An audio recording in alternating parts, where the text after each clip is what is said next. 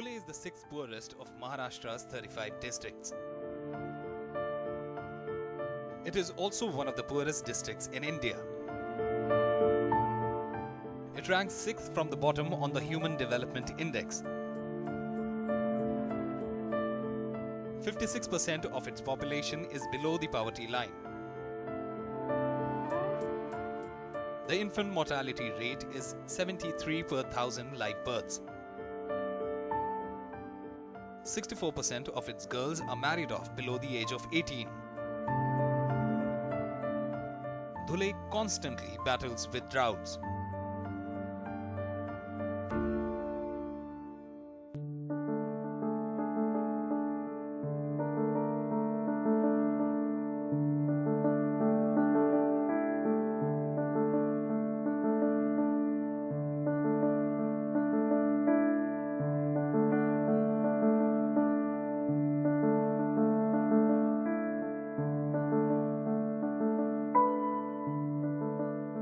मेरा नाम प्रतिभा प्रवीण खोंडे।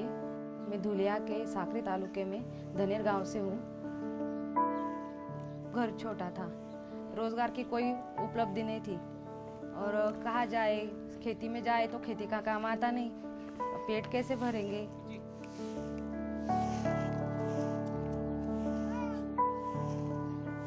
चार महीने पहले अचानक से रात को उनके पैर सूज गया, लकड़ी के जैसा हो गया। फिर हमने साकरी के एमडी डॉक्टर है दीपक देवरे के उनके पास लेके गए कि सूजन आ गई ऐसा देखने के लिए, लेकिन उन्होंने कहे हाथ भी नहीं लगाया। उन्होंने वो कह रहे थे डीवीटी का प्रकार है, इमरजेंसी में तुम धुलिया को लेके जाओ।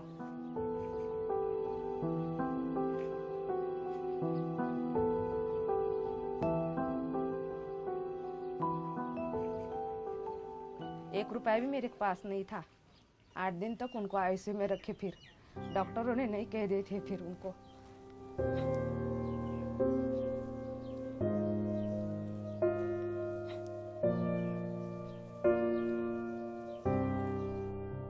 ये उषा सिलाई मशीन नहीं रहती ना तो फिर मेरे पास इनकम नहीं रहती, फिर मैं ये खर्चा ले नहीं पाती, फिर हालत तो खराब ही हो जाती ना।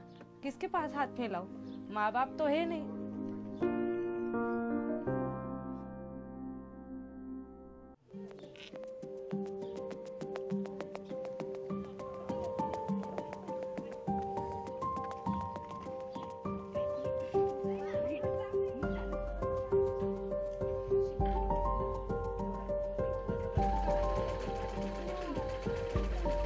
उषा सिलाई स्कूल से मैं 3 साल से जुड़ी हूँ।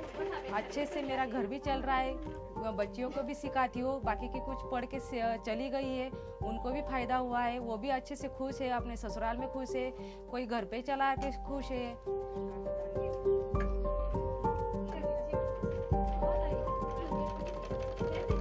उषा सिलाई जब से सीख रही हूँ, क्या चला रही हूँ, स्कूल भी चला रही हूँ। जो पैसा आता है सिलाई का, स्कूल चलाने का महीने का जो पैसा आता है वो अभी बैंक में जमा करती हूँ। मेरे अकाउंट खोल लिया है और यहाँ से बैंक दहीवेल को है, गांव में वो सुविधा नहीं है। गांव तो छोटा आ जाता तो बैंक की भी सुविधा नहीं है यहाँ पे, फिर दहीवेल को जमा करना पड़ता है। जो महिलाएं सेल्फ एम्प्लॉयड हुई है उनको रोजगार तो मिल ही रहा है, लेकिन उसका देख के आजू बाजू की जो महिलाएं वो भी उनसे इंस्पायर होके उनके भी कुछ करने की हुनर होता है, मीन्स उन करने की इच्छा तैयार होती है कि हम भी कुछ करेंगे।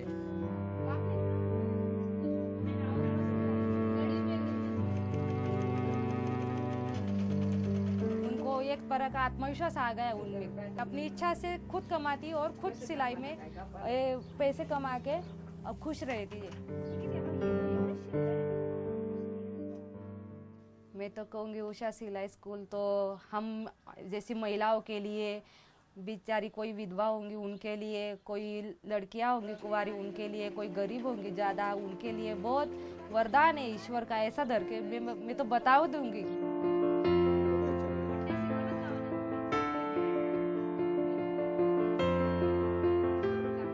उसके ऊपर हमको उसके ऊपर गर्व है कि वो इतनी मेहनती है और जो काम आदमी करता है वो काम उसने करके दिखाया। वो स्कूल छूटने के बाद यहाँ जो सिलाई मशीन है मेरे गांव में, प्रतिभा खोंडे चलाती है टीचर, तो उसके यहाँ हर दिन 10-12 बच्चियाँ पढ़ने आती हैं और हर साल उनकी तरफ से 40 या 45 बच्चियाँ पढ़ के जाती हैं और अपने अपने गांव में छोटा बड़ा रोजगार करती है, जिसकी वजह से उनको हर रोज का 200-300 रुपये का आमदनी हो जाती है और उनकी जो कुटुंब की व्यवस्था है, आर्थिक व्यवस्था, वो सुधारने में बहुत मदद होती है।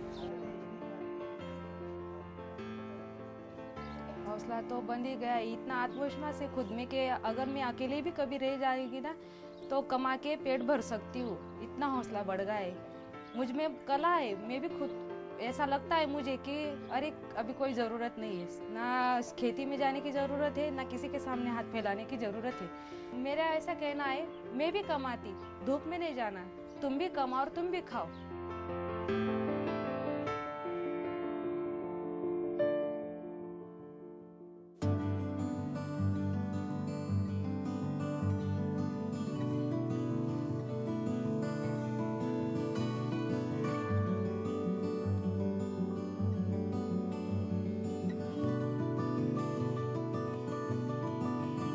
धुले डिस्ट्रिक्ट में जो कि महिला है, इनको अगर आप स्किल डेवलपमेंट देते तो वो उनको उनके लाइवलीहुड के लिए काम आ सकता है वो पैसा। खेती में तो उसको रोज़गार मिलता है, लेकिन वो रोज़गार उसके घर में उसके फैमिली के लिए यूज़ हो जाता है। अगर उसको घर पे बैठ के काम मिलेगा तो उनको फ़ायदा होगा। तो जो उषा सिलाई स्कूल ये जो काम कर रही है वो तो अच्छा ही है, क्योंकि उनको गाँव में ही उनको रोज़गार मिल रहा है।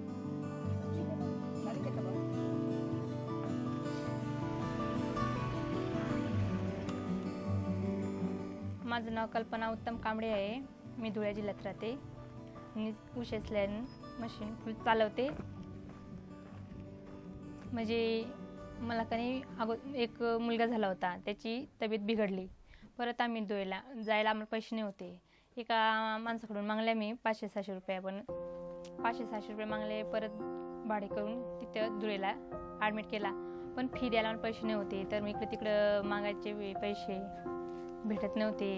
आता सर्व म्हणजे हॉस्पिटलमध्ये जायला यायला पैसे आहेत आणि आज तेव्हा पैसे राहिले असते तर माझा मुलगा वाचू शकतो।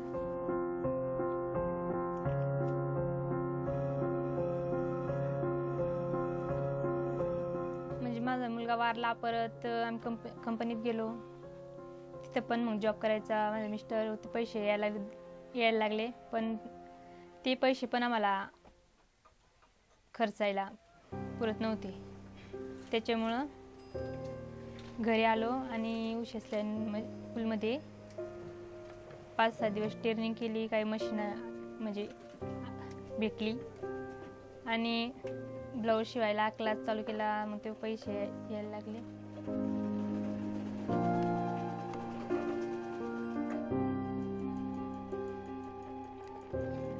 अगोदर सिलाई मशीन आली असती तर माझा मुलगा वाचू शकला असता, पैसे राहिले तर।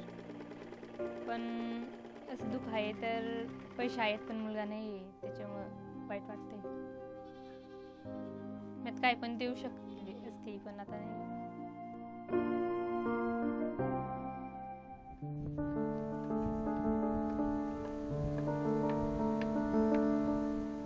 कमाने के लिए कुछ भी नहीं था, लेकिन जब हम एक जॉब मिला हमें पुणे को गया था मैं कंपनी को, और उधर जब अपना पेमेंट जो आता था 9,000-10,000 तक आता था, लेकिन जब वो खर्चा उठता नहीं था खर्चा करने के लिए, वो रूम भाड़ा जाता था, किराना, और जब तबीयत कुछ ख़राब हो जाती तो उसमें भी वो पूरा पैसा हमारे लिए काफ़ी नहीं था।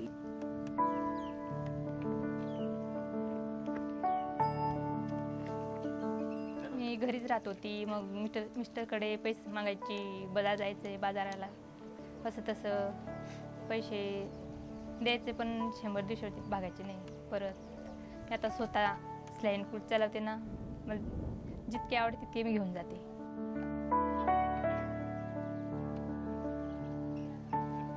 एक बार वो उषा सिलाई वाली जब हमारे पास आई कि उसके बारे में हम बोला कि हम अपने लिए मशीन देंगे और तुम हमारे यहाँ काम करो, कि तुम हर बच्चे को कोई भी जो भी आया उसे सिखाओ और अपना भी काम, अपनी ज़िंदगी भी अच्छी सुधर जाएगी। और उसके बाद वो धीमे धीमे से थोड़े से पैसे आने लगे, उसका जो सपोर्ट था मुझे बहुत अच्छा मिला।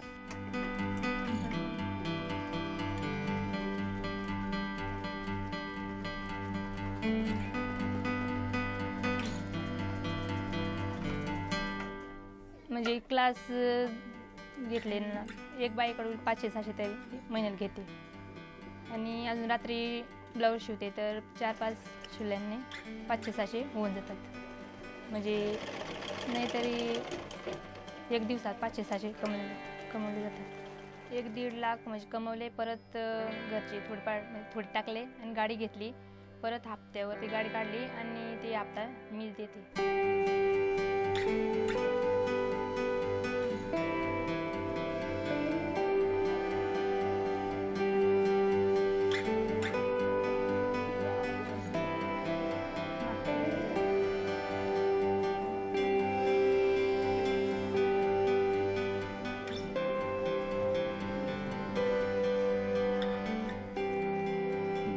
असल्याने ते वर म्हणजे अगोदर मुली बाया काय बुवा असंच आहे बुवा, काय नाही बुवा, यांच्याकडे काय नाही, त्याच्यामुळं बोलायला पण असं कसं वाकडं तिकडे बोलायचे. पण आता येतात, इज्जताने बोलतात आणि मान मर्यादेने सांगून जातात, वा शिवून द्या असं तसं, मानपान देऊन देतात. सर मॅडम म्हणतात असं तसं, तारीख काहीच म्हणत नाही.